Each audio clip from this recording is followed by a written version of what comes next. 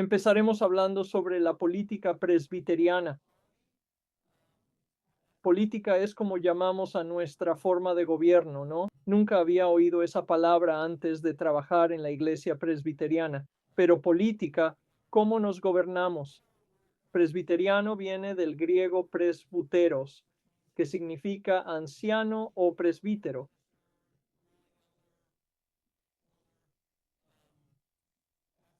De ahí viene la palabra, y como hablamos, anciano tiene connotaciones distintas a su significado en griego. Susan, ¿puedo interrumpirte un momento? En la pantalla vemos tu diapositiva y también vemos la siguiente diapositiva en tamaño más pequeño. ¿Se puede poner a pantalla completa la diapositiva actual? Ahí está. Eso es. Lo tienes. Gracias. Bien. Cada congregación es gobernada por una sesión de presbíteros, ¿cierto? De ancianos gobernantes y ancianos docentes juntos. Los ministros también se llaman ancianos docentes en nuestra denominación y nos enfocamos en esa idea. Algo que me encanta y creo que Deb y yo lo ejemplificamos bien es que soy ministro y ella es anciana gobernante. Y lo maravilloso es que tenemos un grupo de oficiales, no solo una categoría tomando decisiones. Exacto. Así que ancianos gobernantes y ministros nos sentamos juntos en sesión, presbiterio, sínodo o cualquier grupo para tomar decisiones en conjunto, a diferencia de la Iglesia Católica, donde el sacerdote toma las decisiones o el obispo las toma, o donde la estructura va en dirección opuesta. Nuestra forma de gobierno va en otra dirección. Nuestro sistema tiene tres características clave. La primera es que es constitucional. Esto significa que nuestra constitución tiene dos partes. La primera es el libro de orden. Los que son secretarios probablemente han oído mucho de esto, ¿verdad? Mientras preparan las actas según los requisitos del libro de orden, esa parte se enfoca en la política eclesiástica. Luego hay una segunda parte de nuestra Constitución llamada el Libro de Confesiones. Son colecciones de credos que reflejan las creencias de nuestra denominación. Estos se han recopilado a lo largo del tiempo. Comienzan con el credo de los apóstoles y llegan hasta Velar y los credos más recientes.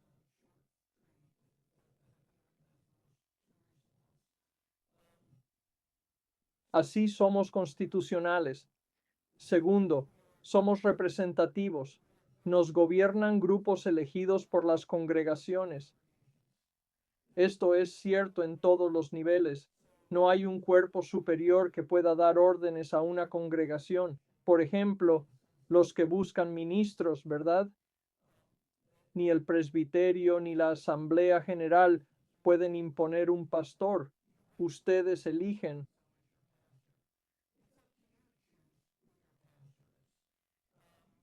La congregación elige a los líderes que gobiernan la iglesia. Los miembros te eligen a ti, no otros grupos, y representas a tu congregación en reuniones del presbiterio. Para decisiones denominacionales, enviamos representantes de cada presbiterio a finales de junio. Las decisiones no vienen de arriba hacia abajo. Nuestra tercera característica es ser relacionales y conexionales. No existe una iglesia presbiteriana independiente. Tenemos una estructura y hoy aprendemos sobre nuestros órganos de gobierno. Las inquietudes se elevan. Puedes presentar una propuesta al presbiterio si tienes ideas para las iglesias. El presbiterio la envía a la Asamblea General para considerarla como política denominacional. Así que somos conexionales y representativos en lo relacional. Y eso es realmente una de nuestras características principales. Como grupo presbiteriano, tenemos estos rasgos distintivos. Somos constitucionales. Volveremos al libro de orden en un momento. Somos constitucionales, representativos y relacionales, muy distintos a otras tradiciones.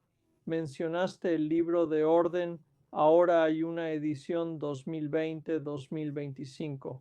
Debí cambiar la portada, pero el libro de orden tiene 4 secciones. Esta es nuestra Constitución y la primera sección es sobre los fundamentos. Estos son nuestros principios generales. Hablan de cómo nos relacionamos entre nosotros. Son las partes que citas para ver cómo funciona mejor una sesión, qué principios usamos, qué ética usamos. Está en los fundamentos de la política presbiteriana y esa primera sección corta, la segunda es la forma de gobierno. Estos son nuestros principios y reglas básicas de gobierno. Oirá mucho sobre esta sección hoy, pues dice qué deben hacer los ancianos, principalmente en la sección grande. Nos indica qué cubrir en una reunión presbiteriana, en qué orden según la forma de gobierno. ¿Por qué mi teclado dejó de funcionar? Oh, eso no es bueno. Luego está el directorio para la adoración. Esta parte habla de los estándares del culto, lo que debe incluir. Sobre los sacramentos, alguien preguntó por la comunión trimestral.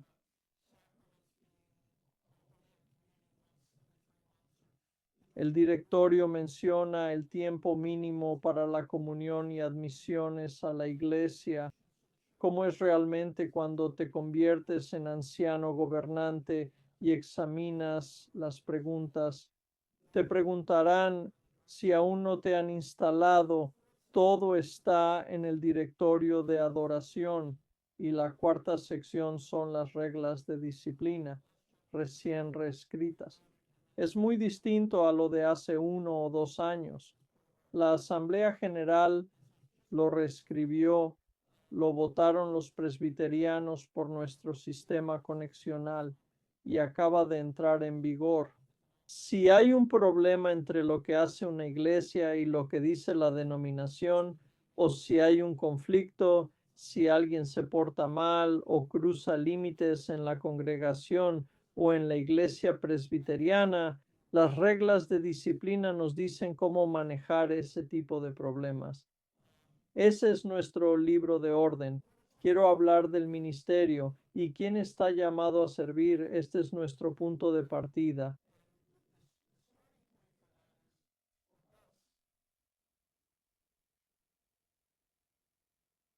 Todos los miembros están llamados al ministerio. Todos ustedes han sido llamados al ministerio. Antes de ser un anciano gobernante, ese es el punto inicial en nuestra denominación. Todos, un momento. Tengo a alguien en espera, disculpen. En nuestra denominación todos están llamados al ministerio. Tenemos varios tipos de membresía que están en nuestra. Nuestro primer llamado es el bautismo, ¿verdad? Algunos fueron bautizados como presbiterianos. Esa es la primera categoría de membresía. La más común es la membresía activa. Esta categoría puede votar en reuniones congregacionales. Hay miembros afiliados que tienen membresía completa en una congregación, pero viven en otro lugar por un tiempo.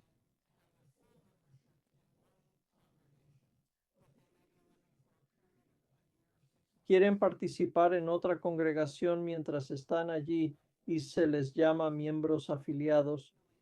En mi última congregación tenía un miembro que trabajaba para la denominación en Louisville, pero su familia vivía en Westchester.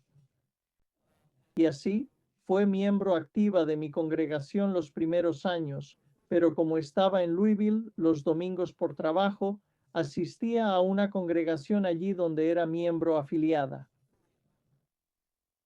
Luego, al pasar más tiempo en Louisville, cambiamos su afiliación a mi congregación donde estaban su esposo e hijos, y a la vez se volvió miembro activa de una congregación en Louisville. Así que es una categoría que existe, no la usamos mucho. Generalmente hablamos de miembros bautizados y activos. La estructura que tenemos se remonta a Juan Calvino. Él fue el fundador de la denominación y creía que el propósito de la iglesia era nutrir al pueblo de Dios. Oíste a Deb en su oración inicial hablar de nuestro ministerio, ¿verdad? Ser las manos y los pies de Dios. Y eso era realmente lo que Calvino buscaba. También quería eliminar la distinción entre clérigos y laicos. Eso era muy importante para él. Le incomodaba cómo las iglesias católica y ortodoxa distinguían entre esos dos grupos. Así que buscó crear una estructura con más participación de laicos que de clérigos. Y eso es lo que tenemos ahora, ¿no? En una sesión suele haber uno o dos ministros y siempre más ancianos gobernantes. Ese fue su punto de partida. Creó una estructura con 4 grupos de personas. Había ministros de palabra y sacramento, doctores, ancianos y diáconos. Para Calvino, las 4 eran ministerios ordenados y organizados. Al ser diácono, ministro, anciano gobernante o doctor ya no existe, te ordenabas. Una vez ordenado, lo estás. Y al ser ordenado anciano gobernante, lo eres de por vida. Una vez ordenado diácono o ministro, lo eres de por vida. Esto fue importante para Calvino. Juntos, estos grupos lideran la iglesia, el presbiterio y la denominación.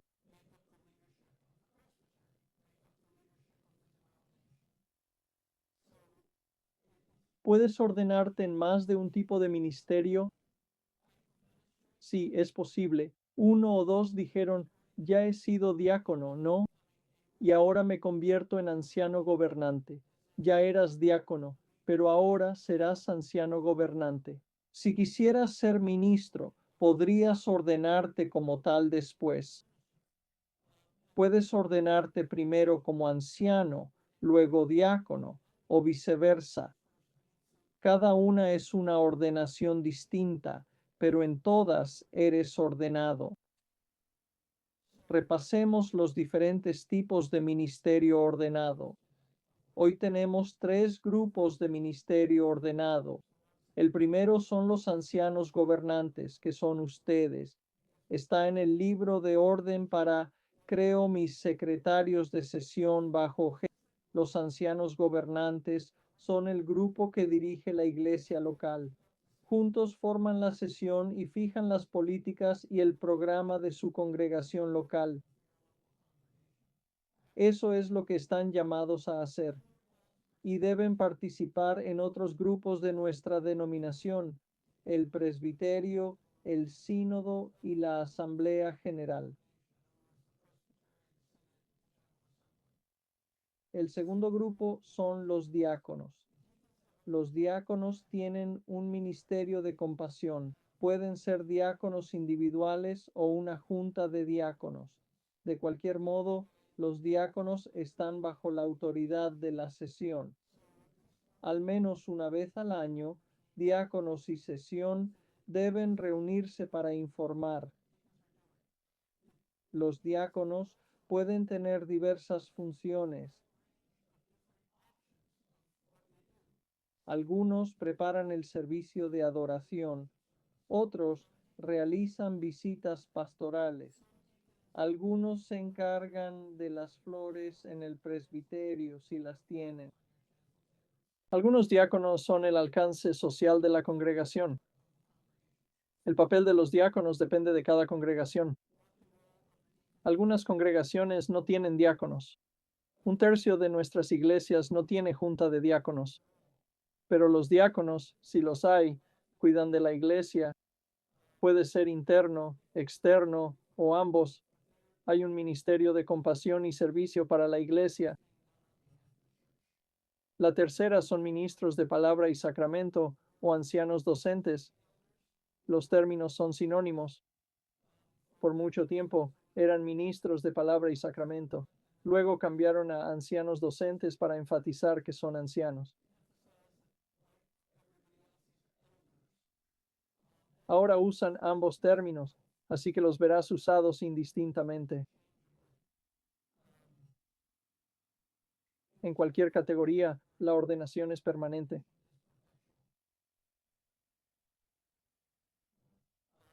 Te eligen por un año o un periodo de años de servicio. Así que probablemente la mayoría de ustedes son elegidos para un mandato de 3 años. En pocas congregaciones es un mandato de 2 años. Son elegidos así, por un comité nominador de la congregación, luego examinados e instalados. Aunque ya no sirvan en el consistorio, siguen siendo ancianos gobernantes ordenados.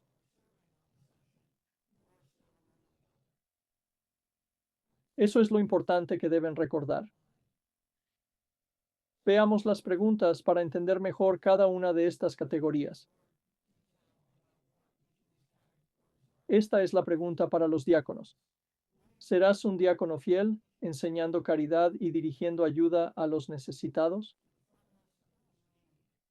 ¿Mostrarás en tu ministerio el amor y la justicia de Jesucristo? Esto nos muestra el punto de partida de los diáconos, ¿verdad? Caridad. Gente ayudando a los necesitados, mostrando amor y justicia. Ese es el enfoque de los diáconos. Aquí está la definición de diáconos según el libro de orden. Los diáconos se presentan en las Escrituras como un ministerio de compasión, testimonio y servicio, compartiendo el amor redentor de Jesús por los pobres, hambrientos, enfermos, perdidos, sin amigos, oprimidos, agobiados por políticas o estructuras injustas o cualquiera en dificultades. Para este ministerio se deben elegir personas de carácter espiritual, honestidad, vida ejemplar, amor fraternal, compasión sincera y buen juicio. Así que si quieres saber los requisitos para ser diácono, es esa última frase. Y no sé ustedes, pero si pensara que debo vivir así todo el tiempo, nunca me apuntaría a esto. Esto es lo que buscamos al convertirnos en diáconos y vivir como tales. Así que te da un punto de partida. Pero como dije, los diáconos están bajo la autoridad del consistorio, sea una junta o individual.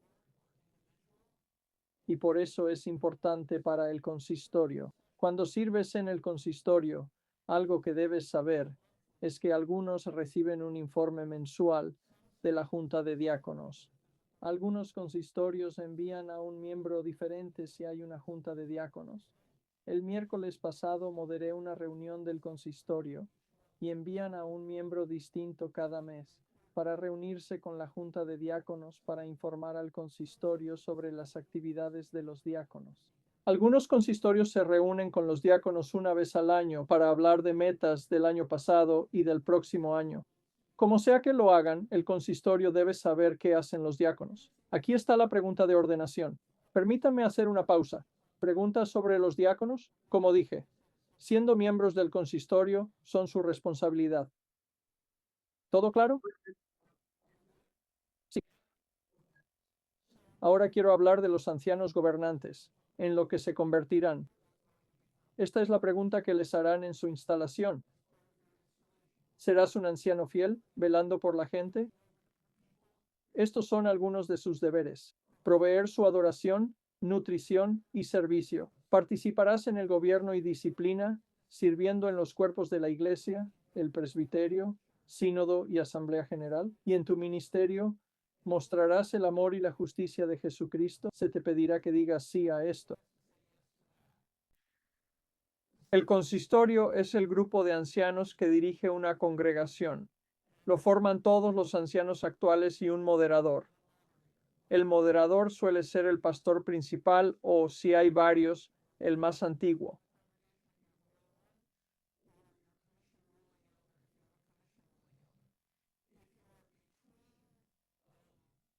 Si no hay pastor, el presbiterio nombra a alguien para moderar las reuniones.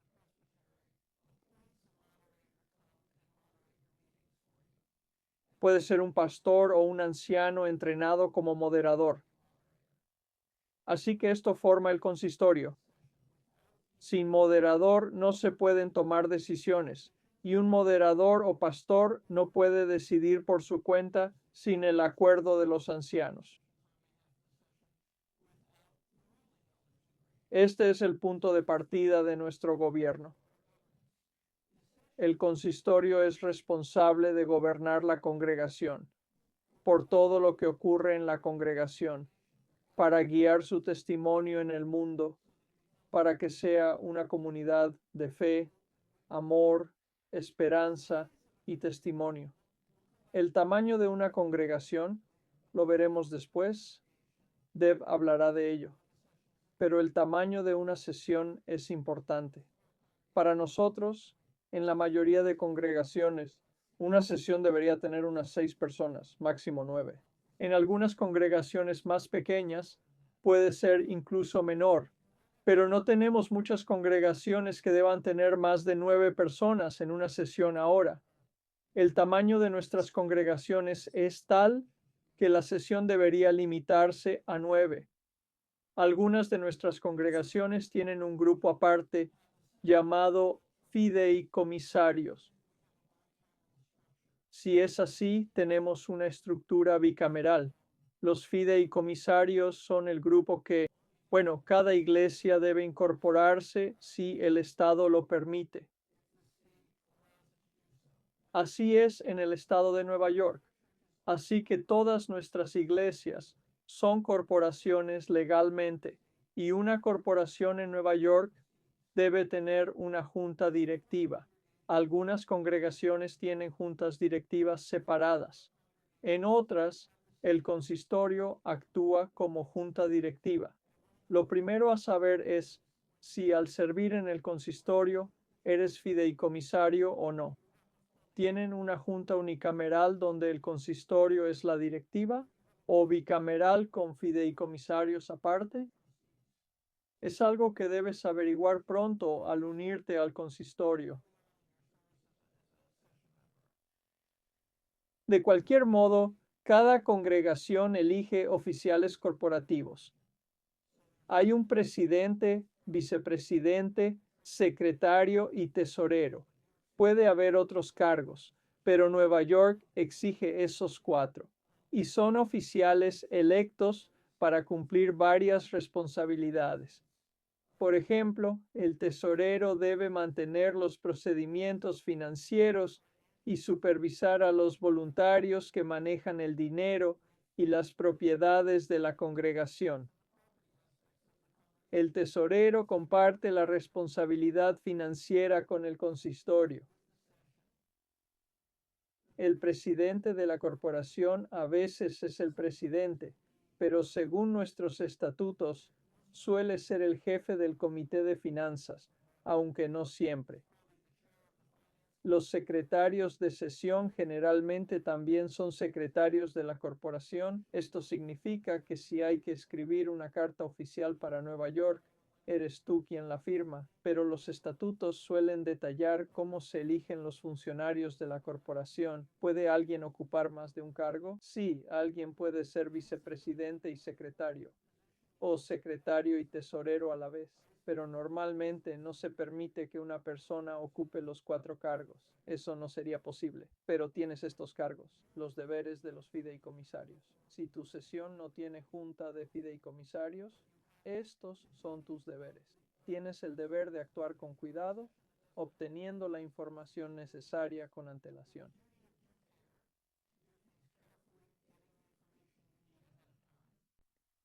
Un deber de inversión prudente, así que debes revisar tu situación financiera. Si estás en una sesión, debes conocer tu presupuesto. Debes saber cuánto dinero ingresa a la sesión para la congregación. Debes conocer cuáles son los gastos. Debes saber si hay fondos de reserva, dotaciones y sus restricciones. Estos son deberes que exige el Estado y el libro de orden. Así que deberías recibir informes financieros. Muchas congregaciones los reciben en cada reunión de sesión. Si no, al menos trimestralmente deberías recibirlos del encargado. Tu tercer deber es la lealtad, lo que significa que al tomar decisiones para la sesión, Debes pensar en lo mejor para la congregación, no en lo mejor para ti o para un subgrupo específico, pero lo mejor para la congregación en general. Su lealtad como fideicomisario o miembro del consistorio es primero para toda la congregación.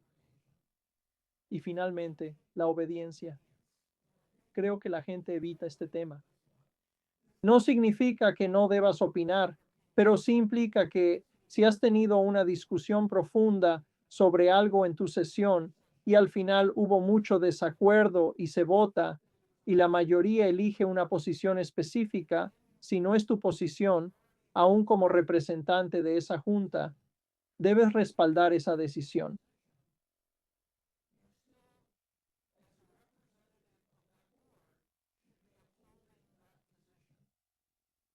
Tienes derecho a volver e intentar cambiarla con argumentos convincentes, pero una vez decidido por el grupo, debes acatar y defender esa posición ante la congregación. Aquí es donde surgen problemas, las llamadas conversaciones de estacionamiento, ¿no? Salgo de la sesión y digo, odié eso, no puedo creer que votamos así, y se lo cuento a otros miembros de la congregación, y luego inevitablemente surge un conflicto en la congregación. La forma de evitarlo es recordar que tenemos un deber de obediencia. Tenemos todo el derecho de opinar mientras somos oficiales en la mesa de sesión, pero al salir representamos como parte de nuestra lealtad a la sesión. Así que nuestra obediencia es a la decisión tomada por la sesión. Esas son las responsabilidades de los fideicomisarios y hay muchas más. Podríamos entrar en más detalles, pero esos son los cuatro principios principales. La siguiente categoría que tenemos es la de ministro, ministro de palabra y sacramento. Esta es la pregunta de ordenación para un ministro. ¿Será un ministro fiel, proclamando la buena nueva en palabra y sacramento, enseñando la fe y cuidando a la gente? ¿Serás activo en gobierno y disciplina, sirviendo en los consejos de la iglesia y en tu ministerio? ¿Intentarás mostrar el amor y la justicia de Jesucristo? Un ministro rinde cuentas al presbiterio y tiene su membresía en él. Un ministro no es miembro de tu congregación. Al votar, por ejemplo, en asuntos de fideicomisarios, un ministro no vota por no tener membresía en tu congregación. Ellos tienen membresía en el presbiterio. Y una razón por la que al llamar a un ministro a tu trabajo, al contratar un nuevo ministro, el presbiterio está muy involucrado, es porque para un ministro hay una relación triple. Hay una relación con la congregación o congregaciones que sirven y una con el presbiterio donde tienen su membresía. En el presbiterio tenemos varias categorías de membresía para ministros. Tenemos pastores instalados. Son pastores, copastores, pastores asociados, que sirven por un periodo indefinido de llamado. Son llamados al inicio y luego están ahí y no necesitan que su llamado se renueve una y otra vez. Luego tenemos ministros que sirven en puestos temporales. Están ahí por un año a la vez o por un periodo a la vez. Por ejemplo, esto sería un ministro interino. Freedom Plains acaba de contratar a Shannon White, ¿verdad? Como pastor interino. No está permanentemente, pero está ahí. Servirá hasta que se encuentre al próximo pastor permanente. Eso es parte de la categoría temporal de membresía.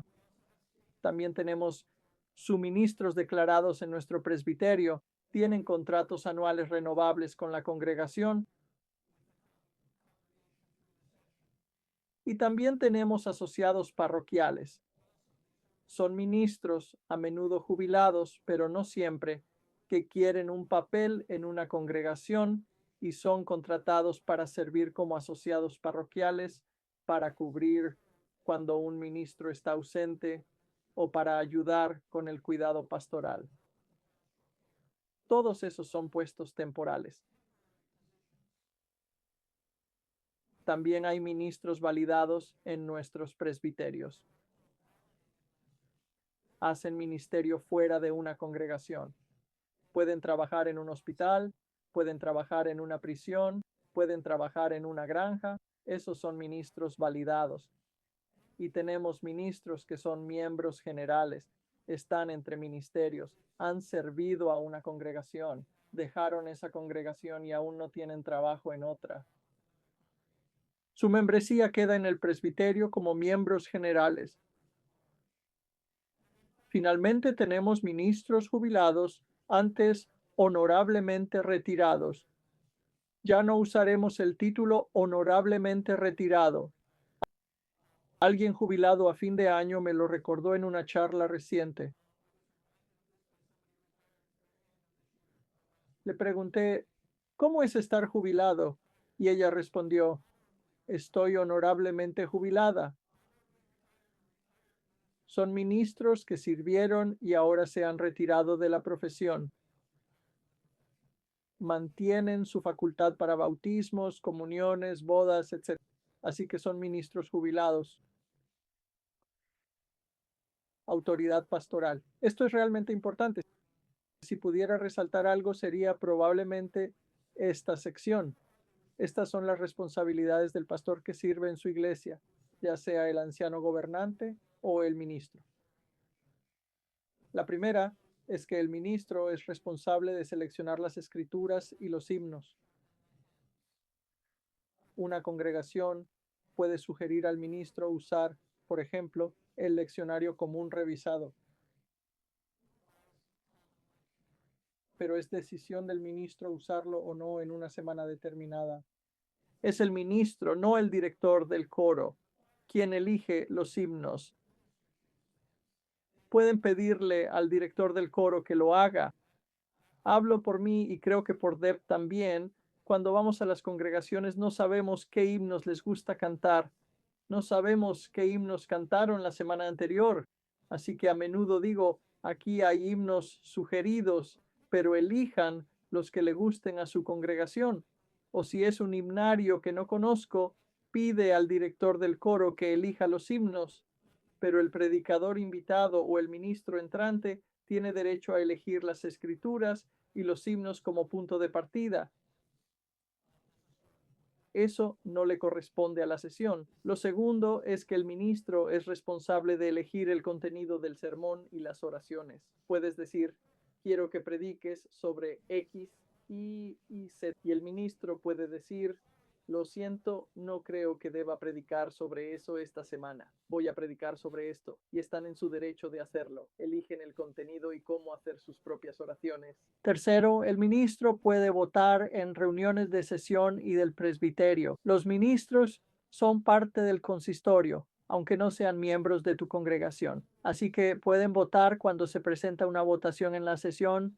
Un ministro puede votar. Los ministros también tienen voto en nuestras reuniones del presbiterio. Una de las cosas que hacemos es asegurar que el número de ministros que pueden votar y el de ancianos gobernantes que pueden votar en una reunión del presbiterio sean al menos iguales. Debe haber tantos ancianos como ministros con derecho a voto, pero todos pueden votar en cada reunión. Ellos son quienes moderan la sesión. Si no pueden asistir, digamos que su ministro estará ausente y sabe que faltará a una reunión de sesión programada.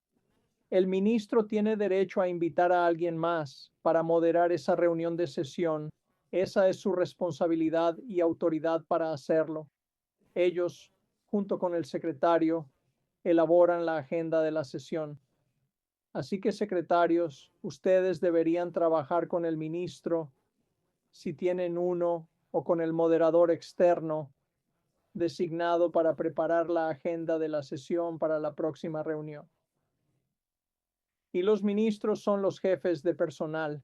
Si tienen personal en su congregación, como un gerente de oficina, conserje o director de coro, ellos reportan al ministro. No reportan directamente a recursos humanos. El ministro es el jefe de personal. El personal puede participar en evaluaciones, pero el ministro es el jefe de personal. El equivalente en nuestro presbiterio, por ejemplo, es Deb. Deb es la jefa del personal en nuestro presbiterio. Tenemos un comité que evalúa al personal anualmente, pero al decidir qué tareas asignar a cada persona, es Deb quien toma esas decisiones.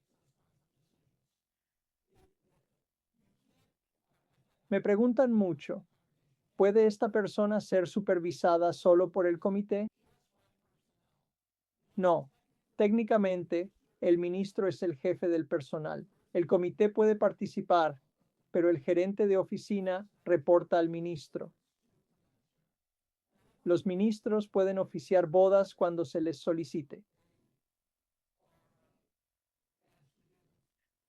La sesión decide si una boda se celebra en la propiedad de la iglesia o no. Si el ministro oficiará la boda en ese lugar, depende de él mismo. Puede haber una norma que exija ser miembro para casarse allí.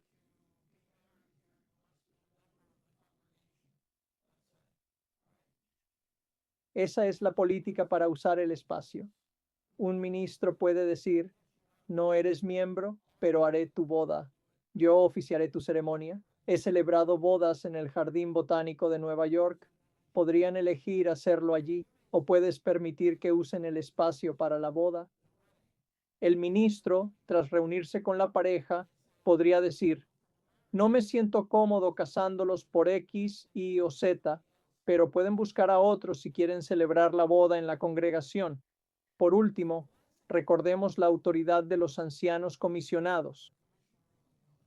Los ancianos comisionados son miembros del presbiterio, entrenados para trabajar en parroquias, supervisados por un comité y se convierten en pastores de congregaciones. Como los ministros, tienen responsabilidades específicas cuando sirven como ancianos comisionados en una congregación, al igual que los ministros, están bajo la supervisión de nuestro comité de ministerio cuando sirven en una congregación. Así que mantienen una relación con el presbiterio, conservan su membresía como ancianos gobernantes en la congregación a la que se unieron, incluso si sirven como pastores en otra congregación. Mantienen su membresía en la congregación de la que originalmente eran miembros. Por ejemplo, Gloria, dijiste que eres la secretaria en Hopewell, ¿verdad? Todd Young es miembro de Hopewell y sirve como pastor en Mays, pero su membresía sigue en Hopewell en Thompson Ridge.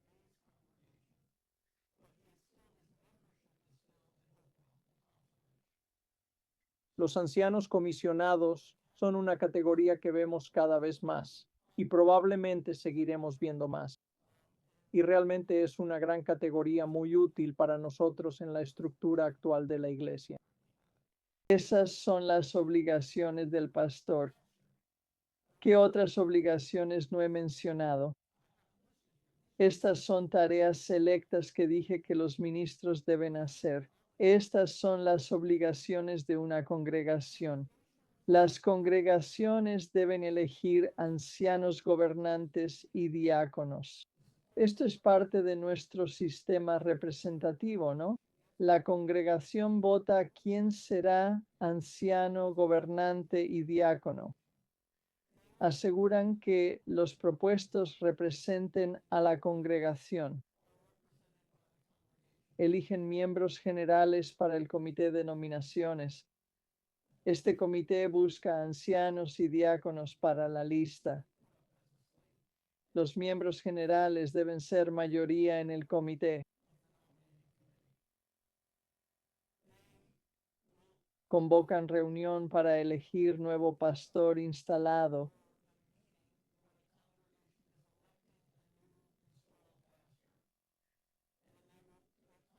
Y votarán. La congregación votará si llamar al nuevo pastor. Si buscan un pastor como en Freedom Plains, la congregación votará por esa persona. Suele haber un sermón de prueba para escuchar al candidato. Cuando un pastor instalado se va, la congregación vota para disolver el llamado. En Freedom Plains, cuando Pablo se fue, hubo una reunión para disolver el llamado. La congregación fija los términos para los pastores instalados. Cuando hay un aumento por costo de vida o si quieren dar al pastor un aumento de salario, por ejemplo, porque han hecho un trabajo excelente, se somete a votación de la congregación. Comprar o vender propiedades debe ser aprobado por la congregación. Una congregación habla de vender su mansión si es decisión de una sesión. Si venden la mansión, deben presentarlo a la congregación para aprobación. Cuando se pide cerrar una congregación, vota toda, no solo el consistorio.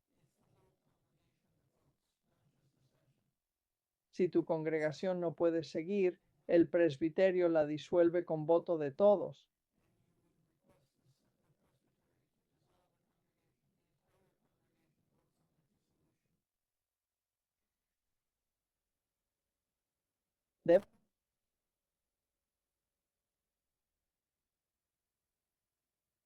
Hablaremos de los diferentes concilios de la Iglesia.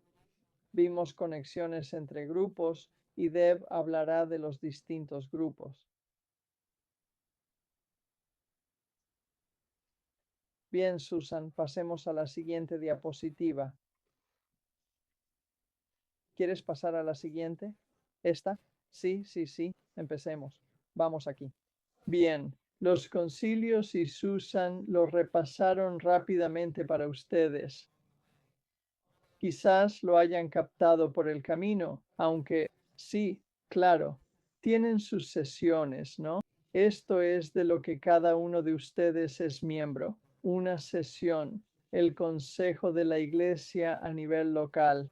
También tenemos el siguiente nivel. Siempre lo imagino como un triángulo cuando aprendía todo esto hace años. La siguiente es la congregación, luego la sesión que es el primer concilio. Después está el sínodo, luego tienes el presbiterio, después está el sínodo y finalmente la asamblea general. Hablemos primero del presbiterio. Ese somos nosotros, es a quienes Susan y yo representamos hoy en todo el país. Este es, obviamente, el presbiterio del río Hudson. Hay 166 presbiterios. Nos reunimos al menos 2 veces al año. 4 en este presbiterio, una por Zoom en invierno. Pueden ver las fechas abajo. Tuvimos una reunión en febrero. Todo es por Zoom debido a la geografía de nuestro presbiterio. Puede nevar en Sullivan o Orange, pero no en Westchester.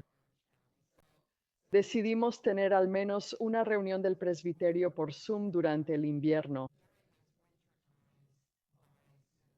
Y esa reunión la tuvimos en febrero. Tenemos 3 más próximamente de las que hablaremos en un momento. Tenemos 71 congregaciones. Esta cifra fluctúa. Susan, ¿cuántas congregaciones había cuando empezaste? 98. Bien, es una cifra cambiante, como pueden imaginar. Tenemos casi 9,000 miembros. Susan, ¿cuántos miembros había cuando empezaste? ¿Lo sabes? Unos 12,000. Esto es lo que está pasando en Pecusa y en todas las denominaciones. Nos estamos reduciendo.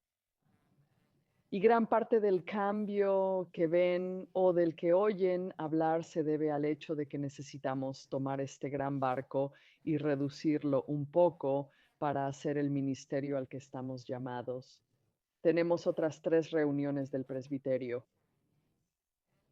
No puedo enfatizar suficiente cuánto espero que asistan a al menos una de ellas.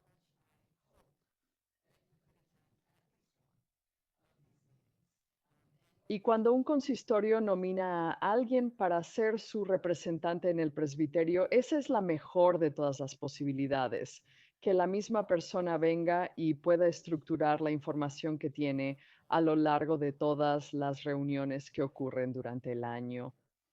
La de abril, estas son muy Lo relacional cobra importancia en nuestras reuniones del presbiterio y la de abril es en sábado. Así que esperamos que se abra para más ancianos, gobernantes. Será en Newburgh. Va a ser fabuloso. Tendremos mucha información increíble y cosas asombrosas. Y en general, la adoración también es un evento impresionante. En septiembre, tras la pandemia, hemos tenido nuestra reunión en Holmes Camp. De nuevo, es una reunión muy diferente. Es al aire libre. Es muy relacional. Hablamos con socios de los que comentaré en breve. Es un gran momento de comunión para reunirse con otros presbiterianos. Y la reunión de noviembre va a ser muy interesante. Susan, ¿cuántas congregaciones han hecho la evaluación? Más de 2/3 ya. Más de 2/3 de nuestras iglesias han hecho la evaluación Holy Cow. Y uno de los temas que sigue surgiendo es la hospitalidad. No es que no sean acogedores cuando alguien nuevo llega a la iglesia. Hola, ¿cómo estás? Ven, siéntate aquí. Esto es lo que hacemos. Aquí tienes un boletín. Es más bien cómo integramos a estas personas en la vida de la iglesia. ¿Cómo hacemos que sea una bienvenida e inclusión continua en la congregación? Este tema parece necesitar más recursos y atención.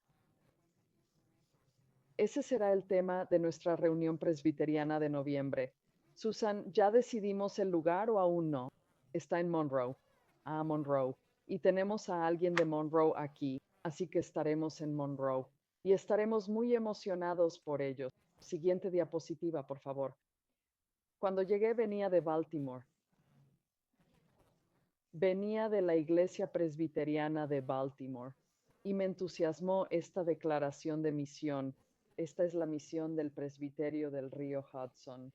En muchas organizaciones se dice que cada 5 o 10 años debemos revisarla. Es la mejor declaración de misión que existe. Espero que nunca la cambiemos, pero repasémosla parte por parte. Como pueblo de resurrección es crucial. Como tal, el presbiterio del río Hudson motiva pasiones, crea alianzas, nutre liderazgos y forma comunidades de fe vitales, todo para la gloria de Dios. Como presbiterio, me pareció claro lo que debemos hacer. Estamos llamados a servir a nuestras congregaciones.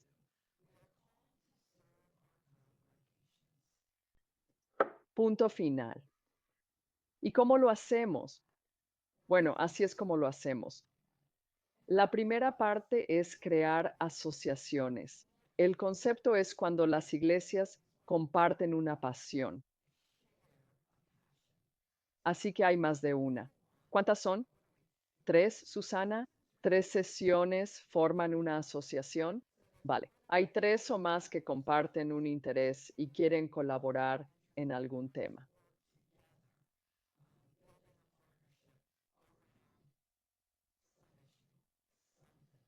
Tenemos HRP Green, tenemos nuestro grupo ambiental, tenemos Habitat, que verán más en la reunión del presbiterio en abril. Probablemente los conozcan. Ministerios de Migrantes Rurales es una de nuestras asociaciones. HRP Queer, IPP, los socios de prisiones. Hay muchas cárceles en el área de nuestro presbiterio y esta gente trabaja con eso. Y tenemos uno nuevo, solicitantes de asilo, que por su título es obvio y apenas están comenzando su labor. ¿Y cómo hacemos eso como presbiterio? ¿Cómo lo apoyamos? Bueno, si las congregaciones lo solicitan, el presbiterio igualará hasta $5,000 por cada asociación. Si una congregación dice, como parte de nuestra misión, enviaremos $1,000 a Habitat, a Presby Build, envían un formulario al presbiterio. Y el presbiterio también envía $1,000 a Presby Build. Muchos de estos, varios de estos, no recuerdo los números exactos. No sé, Susan, si tú sabes cuántos han participado este año hasta ahora. Creo que pueden ser 3 o 4 hasta ahora, pero no estoy segura. Yo tampoco estoy seguro, pero esto está disponible durante todo el año. Así que si alguna de sus congregaciones participa en estas asociaciones o ha decidido apoyarlas, definitivamente conviene que la asociación complete el formulario y diga, queremos nuestros fondos de contrapartida. Así apoyamos nuestras asociaciones, además de tener un empleado a tiempo parcial que trabaja con ellas. Así es como abordamos esta parte de nuestra declaración de misión. Fomentar un liderazgo fuerte en los ancianos gobernantes. Eso es lo que debemos hacer. Eso es lo que queremos hacer. Y eso me lleva de vuelta al 4 de mayo. No puedo enfatizar lo suficiente cuánto nos gustaría verlos el día del anciano gobernante, el 4 de mayo. Será en la Iglesia Presbiteriana Central, que está en Haverstraw. ¿Es en Rockland? Sí, en el condado de Rockland. Bueno, está al otro lado del puente de Westchester. Tendremos un día entero para ancianos gobernantes, incluyendo la capacitación de secretarios del consistorio. Habrá entrenamiento de comunión para quienes quieran, respaldados por su sesión, servir en sus congregaciones.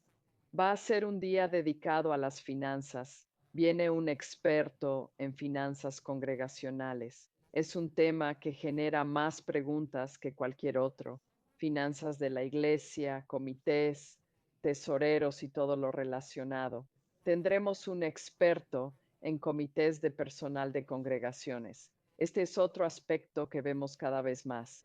Los comités de personal no funcionan tan bien como quisieran. Nos encantaría que vinieras a hablar sobre eso.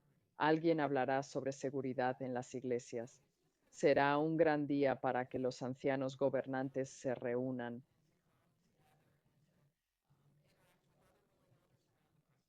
Así que anótalo en tu agenda y compártelo.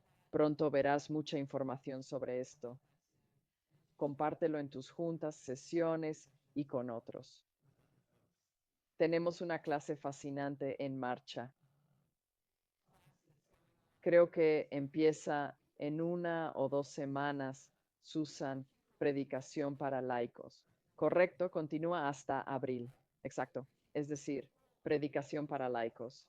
Es un curso de 6 semanas y la clase es principalmente por Zoom. Por Zoom, enseñando cómo dar un sermón y predicar. Así podrás predicar en tu congregación cuando tu pastor no esté. Es una habilidad increíble de tener. Cualquier laico puede participar en esto. Es principalmente por Zoom. La primera y última reunión son presenciales. Busca más información al respecto. Visita el sitio web de Presbyterian o pasando al siguiente punto, nuestro Presby News. Publicamos un boletín semanal con toda esta info y más. Nos encantaría tenerte en esa lista de correo. De hecho, te añadiremos y puedes declinar si no quieres. Toda esta información está allí. Tuvimos un curso increíble de diseño web. No sé si participaron, pero fue sobre sitios web de iglesias, tu puerta digital.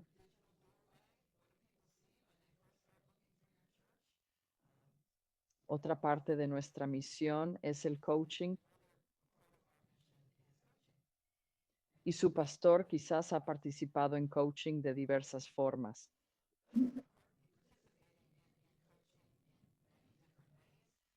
Organizamos reuniones de clérigos con almuerzos, retiros y otras actividades. Así abordamos el tema de fomentar un liderazgo sólido.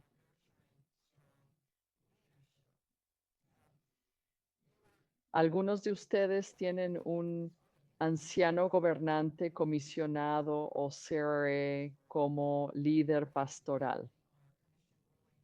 Estamos renovando nuestro comité de ancianos gobernantes comisionados y estaremos muy atentos a ustedes para que reflexionen si esto es algo a lo que se sienten llamados para formarse como ancianos comisionados y poder estar en un púlpito o ser comisionados para ciertas actividades en el presbiterio o diversas tareas. La mayoría que completa el programa de ancianos comisionados acaba en púlpitos. Ese es su objetivo. Pero que tenemos, Susan, tenemos a alguien en educación cristiana, ¿no? Una persona de educación cristiana. Tenemos a Edgar trabajando en Freedom Farms. Exacto. Y antes tuvimos a alguien en prisiones. ¿Es correcto? Y hay varias otras cosas que si quieres profundizar más en tu conocimiento del cristianismo, del presbiterianismo, ampliar ese saber y estar más versado en ello, busca info del nuevo comité de ancianos gobernantes y cómo podría ser.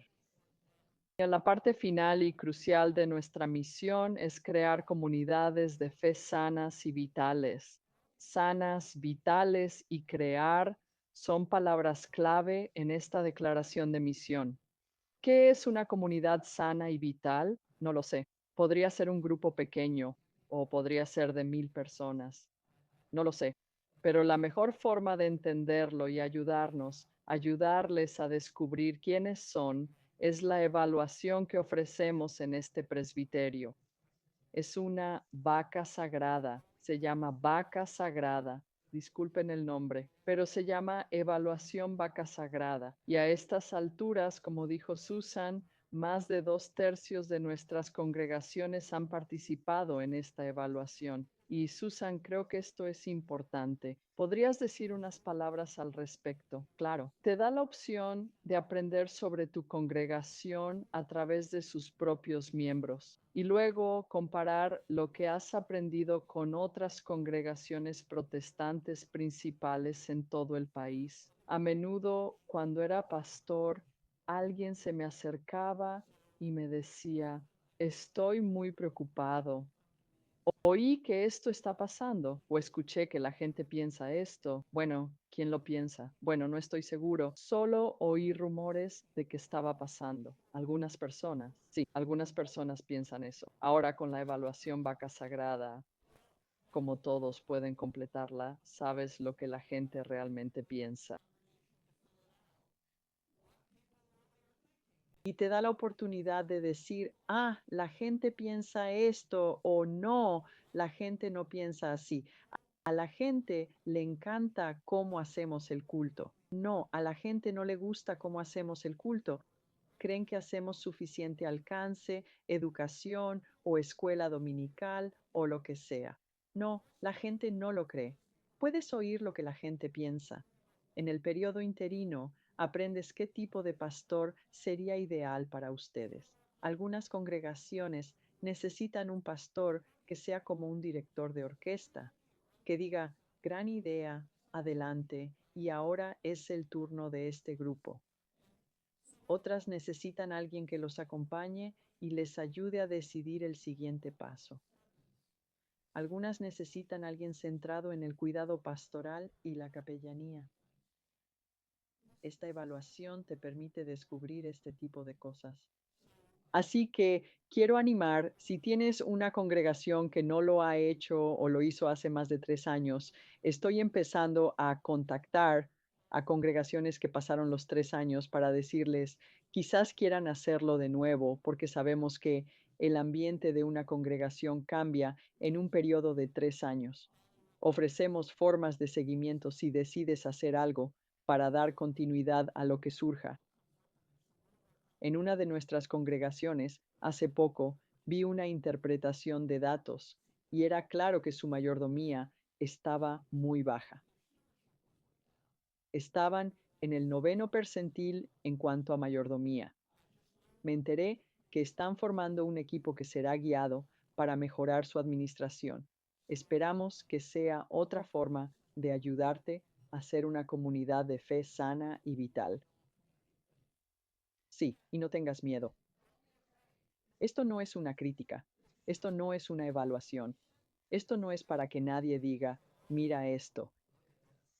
Es solo una herramienta, nada más. Es una herramienta, no una respuesta. Es parte de algo que te ayuda a conocerte. Y de ahí se parte. ¿Quiénes somos realmente? ¿Qué piensa la gente en verdad? ¿Qué hace la gente? Lo recomiendo encarecidamente, sin duda. Creo que has hablado con casi todas las congregaciones que lo han hecho. Están agradecidos, se alegran de haberlo hecho. Una parte importante son los datos. En bruto no son muy útiles. Lo crucial es la interpretación y el diálogo con Susan y un experto externo sobre estos datos. ¿Qué significa? ¿Qué significa realmente? ¿Qué nos está diciendo? ¿A qué nos llama como congregación? Y de nuevo, ofrecemos recursos de seguimiento. Es una gran inversión para nosotros. Esperamos que lo aproveches si aún no lo has hecho. Y finalmente, desde este año 2024, tenemos un director para nuevas iniciativas de adoración.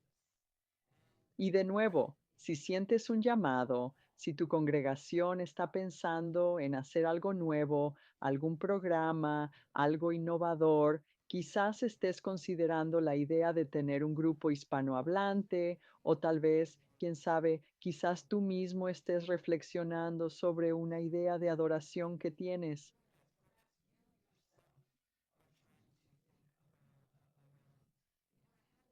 Tengo esta propuesta. Bueno, ahora tenemos a alguien con quien puedes hablar y lo apoyamos financiera y logísticamente. Tenemos un director de nuevas iniciativas de adoración y toda esta información está en nuestra web. Te animo a visitar la web, explorar y ver qué programas tenemos, qué cosas podrían interesarte. También tenemos una página de Facebook. Actualizamos esa página 2, 3 o 4 veces por semana, pero tu mejor fuente de noticias será Presby News. Será ese boletín semanal, creo que sale miércoles o jueves, que te detallará cada cosa que está sucediendo, que va a suceder, cómo inscribirte, cómo participar. Tenemos otro programa en el que hemos invertido llamado Mission Insight. Y de nuevo, Susan, ¿quieres hablar brevemente sobre eso?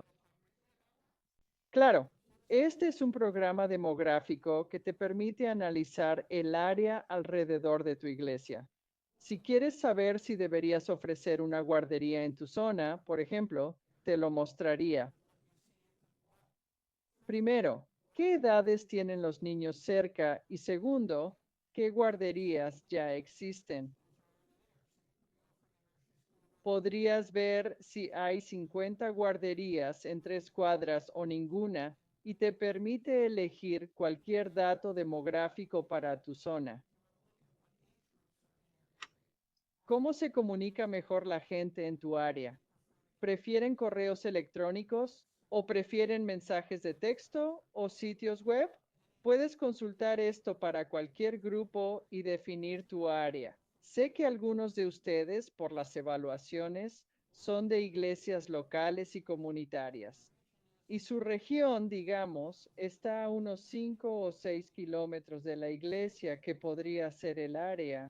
Ustedes lo analizan. Algunos tienen feligreses que viajan 30, 50, hasta 60 kilómetros para venir a su iglesia.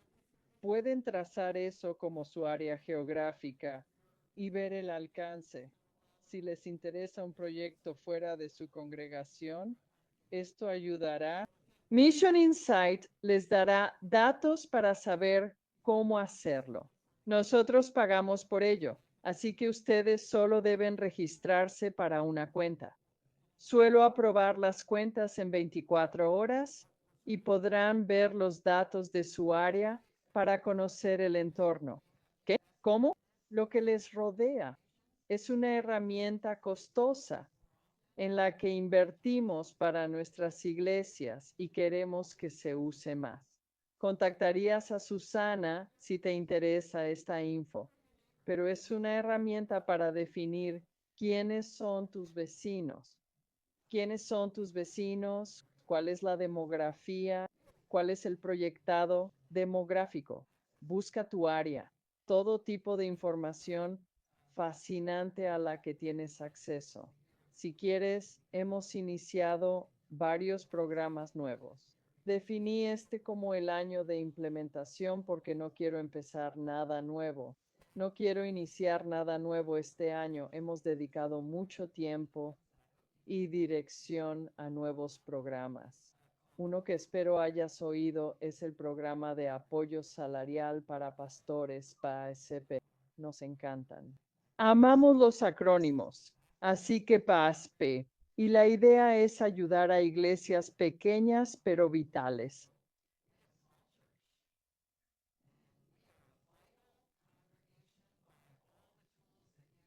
Somos vitales. Tenemos un plan ministerial, pero nos faltan recursos para contratar a un pastor de tiempo completo. ¿Qué podemos hacer al respecto? Este programa también requiere un gran compromiso de las iglesias, pero evaluará fondos para ayudar a financiar un pastor de tiempo completo. Sin entrar en detalles, hay una descripción detallada en nuestra web sobre cómo solicitar este programa. El concepto es que necesitamos ese impulso. Necesitamos un liderazgo a tiempo completo para alcanzar nuestro potencial. El segundo gran programa es nuestra nueva iniciativa de adoración. Hemos invertido mucho en esto, especialmente en personal, y tenemos un excelente miembro del equipo. Toda la info está en la web y te lleva a otra con más detalles sobre qué es una nueva iniciativa de adoración. ¿De quién habla esto? ¿De qué trata esto? Les animo a hacerlo y a acompañarnos con paciencia mientras lo implementamos. Al incorporar estos programas este año en nuestra iglesia y por último, esto es crucial, recursos pastorales.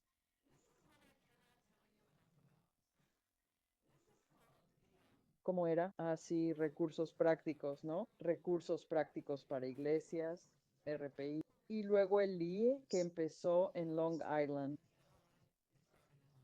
Eso es todo lo que significa. Esa es la dirección web que ves ahí. PRSLI es una mina de información para iglesias, sobre todo las pequeñas.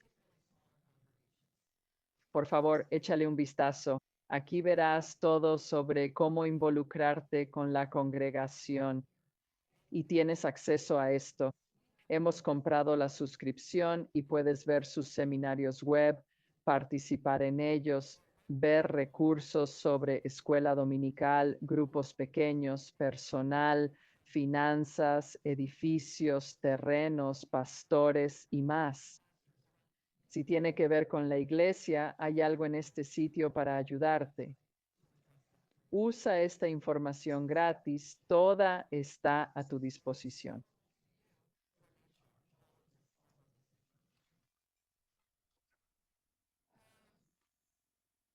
El sínodo, el siguiente nivel.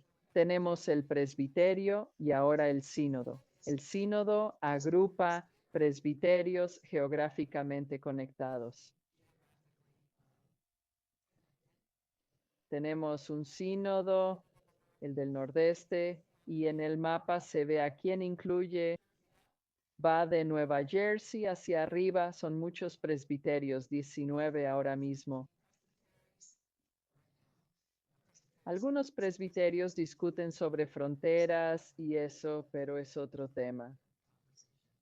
Este es nuestro sínodo, se reúnen cada 2 años, bianualmente, esa palabra.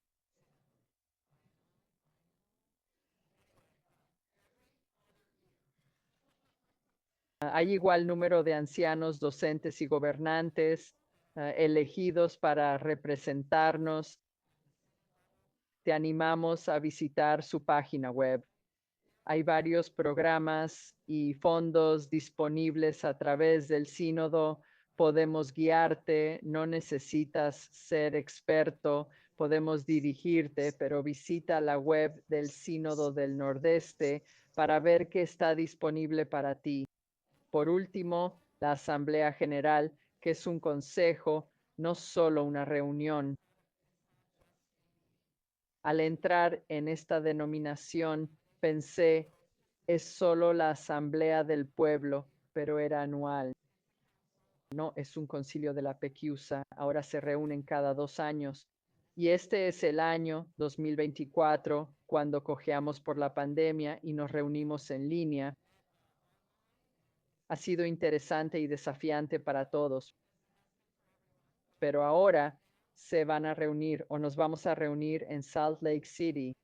Por favor, no pregunten por qué, no tengo idea de por qué eligieron Salt Lake City. No sé cuántos presbiterianos hay en Salt Lake City, pero vamos para allá. Es la última semana de junio y la primera de julio. Los comisionados son elegidos de nuestro presbiterio.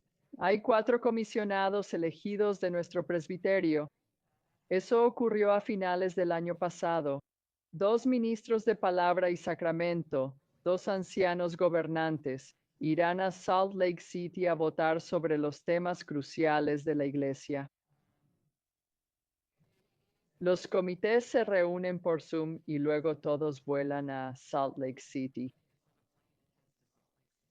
Oirán más sobre esto en las reuniones del presbiterio. Tenemos 170 presbiterios en el país, como una Cámara de Representantes. El tamaño del presbiterio determina cuántos comisionados van a la Asamblea General. Permítanme aclarar eso. Esos son nuestros consejos, los consejos de la Iglesia.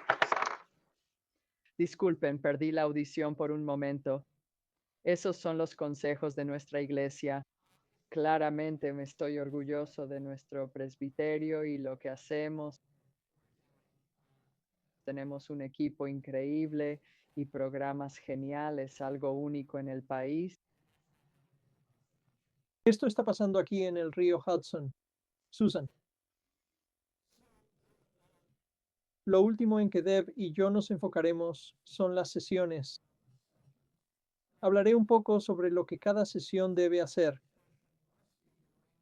Luego Deb hablará de lo que varía según la congregación. Tus deberes en la sesión incluyen lo siguiente. No cubriré todo lo que debes hacer en la sesión, pero te dará una idea de la variedad de tus deberes. Debes ser responsable del culto junto con el pastor. Ya hablamos que el pastor elige el sermón, los himnos, etc. Pero cuando se realiza el culto y que incluye, hay comunión. Algunas congregaciones tienen comunión cada domingo, algunas congregaciones la tienen cada mes, algunas congregaciones la tienen cada 3 meses. Eso lo decide la sesión junto con el pastor. Y deben autorizar cuando se celebra la comunión, por ejemplo. Como consistorio, son responsables de la educación en la congregación. Esto incluye desde la escuela dominical hasta educación de adultos y programas juveniles. Todo eso cae bajo las responsabilidades del consistorio. Ustedes son el grupo que recibe a los miembros y pueden recibir miembros de varias maneras, por profesión de fe, para alguien que nunca ha sido miembro de una iglesia, por certificado, si vienen de otra iglesia y se transfieren a la suya, o por reafirmación de fe, cuando fueron miembros de una iglesia en el pasado, pero dejaron de asistir por un tiempo y quieren reafirmar su fe anterior para unirse a su congregación ahora. Así que el consistorio es quien recibe a estos miembros. Ustedes son responsables de la misión en su congregación. Así que usted lidera la congregación en el ministerio. ¿Qué deberían hacer en sus vecindarios? Si miramos Mission Insight, ¿qué debería estar pasando allí? ¿Qué necesidades pueden atender como congregación? Ustedes son el grupo responsable del presupuesto anual. Si pudiera grabar algo en su memoria, sería que el consistorio aprueba el presupuesto, no la congregación. Es responsabilidad del consistorio elaborar el presupuesto, asegurar que haya fondos para cubrir los gastos, asegurarse de que conozcan cuáles son los gastos y aprobar ese presupuesto. Pueden compartir lo que quieran con la congregación y deberían, por ejemplo, como parte de la mayordomía, pero no es la congregación quien determina el presupuesto, es el consistorio. El consistorio también es responsable de cuidar la propiedad. La propiedad, según nuestro libro de orden, se mantiene en fideicomiso para la pecusa. Y eso significa que, por ejemplo, ya han oído que si vas a vender una propiedad, necesitas aprobación de la congregación y del presbiterio para poder hacerlo, o si arriendas, por ejemplo, a otra comunidad de adoración en tu edificio, necesitas aprobación del comité de propiedad del presbiterio, o si arriendas tu edificio por más de 5 años, necesitas permiso del presbiterio por esa cláusula. También eres el grupo responsable de contratar y despedir al personal. Ya dijimos que la supervisión es del pastor, pero ustedes deciden cuánto personal tener y cómo contratarlos. Y si algo no funciona o hay que cambiar la estructura, ustedes los despiden. Eso le corresponde a la sesión. Y ustedes son el grupo responsable de la administración de la iglesia, que incluye, por ejemplo, no sé si los secretarios de sesión lo saben, tener un manual de operaciones. El manual de operaciones es un conjunto de documentos que incluye la escritura de la propiedad, misión, estatutos, reglas y políticas que la denominación exige a cada congregación. Esto incluye políticas sobre conducta sexual inapropiada y protección infantil. A partir del próximo año, incluirá una política antirracismo. Su manual también contiene las descripciones de los puestos. ¿Qué se le pide a su personal que haga? Pólizas de seguro, privacidad y otros acuerdos de la congregación van en el manual de operaciones. Aunque varíe según la congregación, todas tienen un manual de operaciones como parte de su administración. Al unirte al consistorio, pide al secretario o pastor una copia del manual de operaciones. Así podrás leerlo y conocer las decisiones previas del consistorio.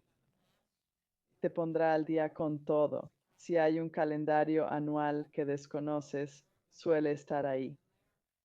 Sabrás las políticas vigentes para tomar decisiones futuras. Tener una copia del manual de operaciones es importante para ti. Gracias. ¿Podemos volver a pantalla completa ahora? ¿Estaría bien? Vale. Ahí estamos. Qué bueno ver sus nombres y algunas caras. Bueno, de nuevo, déjenme enfatizar lo que dijo Susan. Están en una familia, ¿no? Son la familia de la iglesia. En mi experiencia, nada causa más angustia en una familia que las finanzas.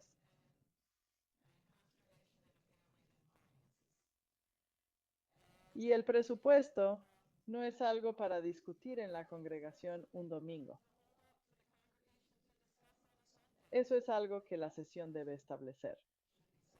Y luego lo informan a la congregación. Eso es crucial, creo, al igual que Susan. Las cosas que varían entre congregaciones, y son varias, incluyen los estatutos. Deben ver una copia de sus estatutos si aún no lo han hecho. Lo primero que pregunta el secretario del presbiterio es, ¿qué dicen sus estatutos?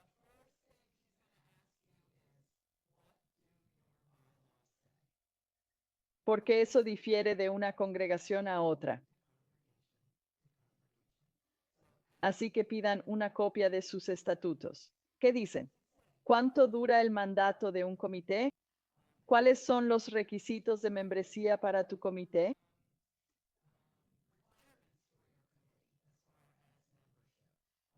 ¿Cuándo se reúnen? Dame más ejemplos, Susan, de preguntas comunes que sueles escuchar.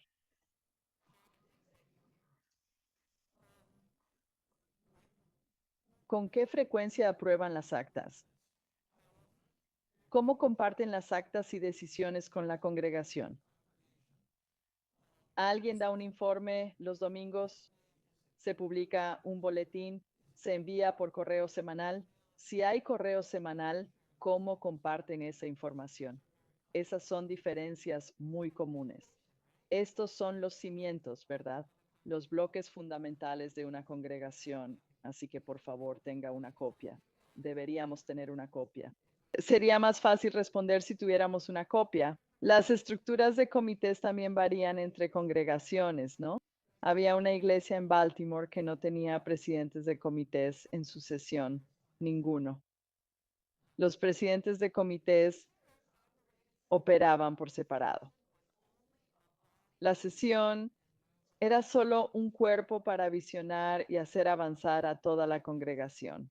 Las 4 o 5 personas en esa sesión tenían varios objetivos anuales y operaban obteniendo información de otros comités autónomos que podían cambiar. La estructura de comités varía entre congregaciones, pero debe estar por escrito. Es decir, tienen que haber discernido esto y llegado a esa estructura. El número de miembros de la sesión vamos a revisarlo también. Ha sido difícil para algunas congregaciones que han tenido 20 miembros en la sesión. De nuevo, sin dar ejemplos, tuve una congregación en Baltimore con 25 miembros de sesión y 120 miembros en total. Eso sí que está un poco fuera de lo normal. Eso está un poco fuera de lugar. Como dijo Susan, quieres ser eficiente. Debes tomar decisiones de manera oportuna y acertada. Esto parece relacionarse con el número de personas. Podemos asesorarte individualmente sobre esto. El número ideal para una sesión es entre 6 y 9, no más. ¿Qué pasa cuando tienes más miembros en la sesión? Estás desviando recursos. Alejas a la gente del trabajo de la congregación, cuando podrían estar haciendo otras cosas. Sé que es mucho. Algunos quieren hacerlo todo, pero la mayoría prefiere comprometerse con una cosa. Recuerda eso. Desvías recursos de tu misión principal. Como mencionó Susan, ¿tienen diáconos? No es obligatorio. Si los tienen, ¿es realmente necesario? ¿O podría ser trabajo de la sesión? ¿Alejas a la gente de la misión de la congregación? Si tienen diáconos, ¿qué hacen? Eso depende de ti. ¿Cuáles son sus trabajos? ¿Está especificado en algún lado? ¿Lo saben ellos? Oye, ¿serías diácono? ¿Qué es eso? No lo sé. ¿Serías diácono y luego te diremos qué hacer? Sería genial definir qué hacen los diáconos y cuántos necesitamos. Y de nuevo, tu presupuesto. ¿Cómo manejan el presupuesto de la congregación? Eso depende de la sesión. ¿Qué hay en tu presupuesto? Háblame de tus reservas. Eso es algo que, como miembros de la sesión, deben saber.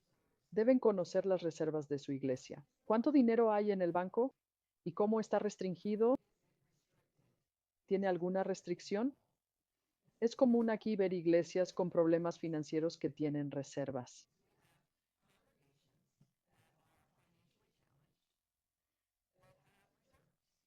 Hay dinero, pero su presupuesto está en apuros. Entonces la pregunta es, cuéntame sobre el dinero que tienes. Ah, no puedes. Eso es solo para educación cristiana. Vale. ¿Alguien dejó ese dinero solo para educación cristiana? ¿Es una donación legal? ¿O es una reserva que en 1967 dijeron, usemos esto para educación cristiana, así que se usará para eso? Y pasan décadas, y el mito es que solo puede usarse para educación cristiana. Cuando ese financiamiento puede cambiarse, la sesión puede modificarlo. La sesión puede quitar restricciones y usarlo para otra cosa. Pero para eso, deben saber qué son estos fondos. Tienen que saber, y no puedo decirles cuántas congregaciones tienen fondos en bancos, bolsa o donde sea que estén invertidos, con cualquier empresa u organización, y dicen, no podemos tocar eso. Bueno, muéstrenme eso. Muéstrenme por qué no pueden tocarlo. Y generalmente es un mito. Es algo que la sesión hizo hace tiempo y se ha vuelto un mito que no podemos tocarlo. Bromeo con Susan que las iglesias tienen fondos para días lluviosos y quizás en una reunión del presbiterio deberíamos repartir paraguas porque podría llover. Quizás esté lloviendo ahora y tal vez debas analizar para qué son realmente estos fondos y si están legalmente restringidos para nosotros. Y si lo están, pues lo están, pero quizás no. Así que eso es. Adelante, una cosa más. Si lo están, pero se restringieron hace más de 25 años y ya no puedes seguirlos. Por ejemplo, si están restringidos para niños de 6 a 10 años y no has tenido niños de esa edad en 10 años o más, y la demografía no indica que tendrás niños de 6 a 10, puedes pedir al tribunal que te permita no seguir esa restricción. Sí, tenemos algunas congregaciones aquí, como sabes, que existen desde hace mucho, mucho tiempo y estas cosas tienden a viajar a través de los años y ahora puede ser el momento en que ustedes, como miembros y líderes, digan, echemos un vistazo a esto, veamos qué hay aquí, de qué se trata. Quizás, lamentablemente, requiera un abogado, pero analicemos esto y veamos dónde estamos realmente. Hay personas y recursos disponibles para ustedes, particularmente la Fundación Presbiteriana, y si les interesa algo relacionado con la mayordomía o el dinero, visiten su sitio web y encontrarán más recursos de los que podrían usar.